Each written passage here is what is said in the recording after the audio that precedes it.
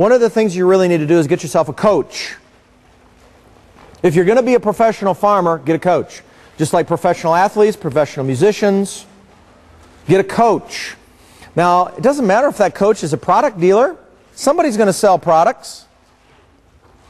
You sell products.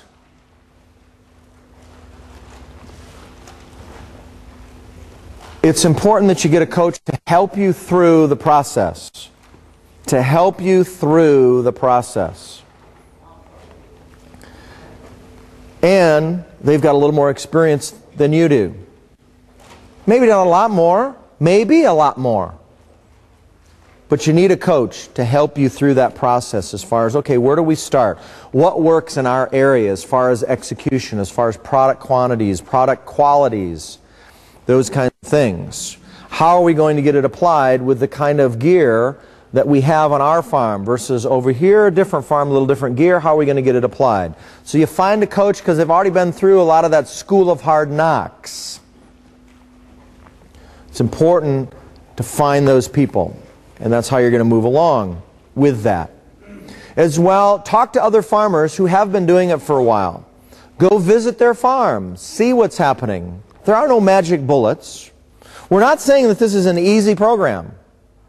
We're not saying that anything is automatic. But if you stick to a plan, a program, there are no magic bullets. So we've really pretty well gotten not only confident, but pretty cavalier about that is that don't waste our time looking for magic bullets. You want magic bullets, you need to go somewhere else.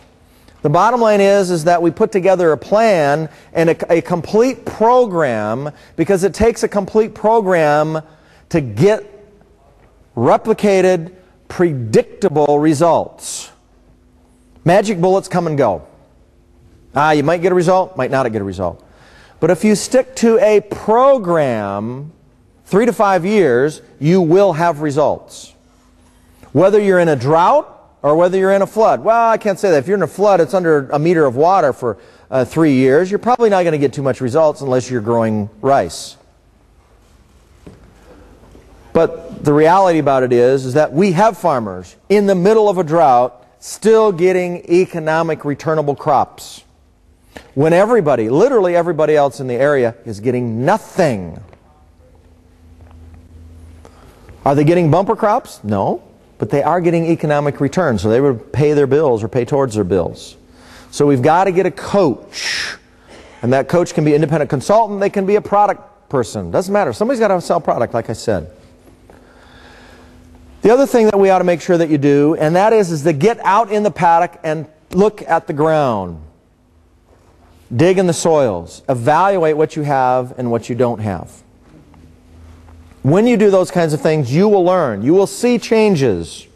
Go to field days. And field days that really mean something. Not just the same old chemical industry, oh, we got the latest, greatest herbicide or insecticide or fungicide. Big deal.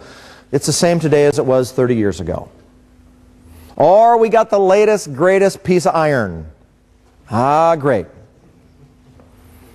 But the bottom line is, it's the same as it was 30 years ago. It's all about spending your money. So we need to go to field days that are about increasing your return on the farm, about addressing the carbon sequestration issues, about addressing soil compaction, soil erosion, insects, diseases, and weeds at their causal perspective, not just covering up their symptoms, at addressing the family health issues. Because every one of you here either has, you personally, your spouse, your family, or friends that have a health problem, whether it be cancer, diabetes, heart disease, Parkinson's, childhood issues. Something's going on. The farm population is greatly at risk for those kinds of illnesses. Neurological problems, particularly Parkinson's. That research out of 3 universities over the past 10 years because of the Gulf War. Gulf War I. Because of people coming out of Gulf War I with Parkinson's. Young people coming out with Parkinson's. Why? Organophosphate pesticides was the conclusion. University of Texas research. Did you find that in the ag literature? Absolutely not. Came out of the Department of Defense. We've got to address those kinds of things in agriculture. You are at risk.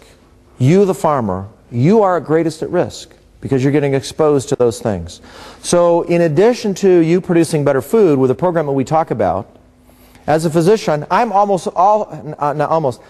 am interested also in your health and how we're going to prevent problems. We're going to prevent that through biological farming because we can get better yields without the pesticides in that system.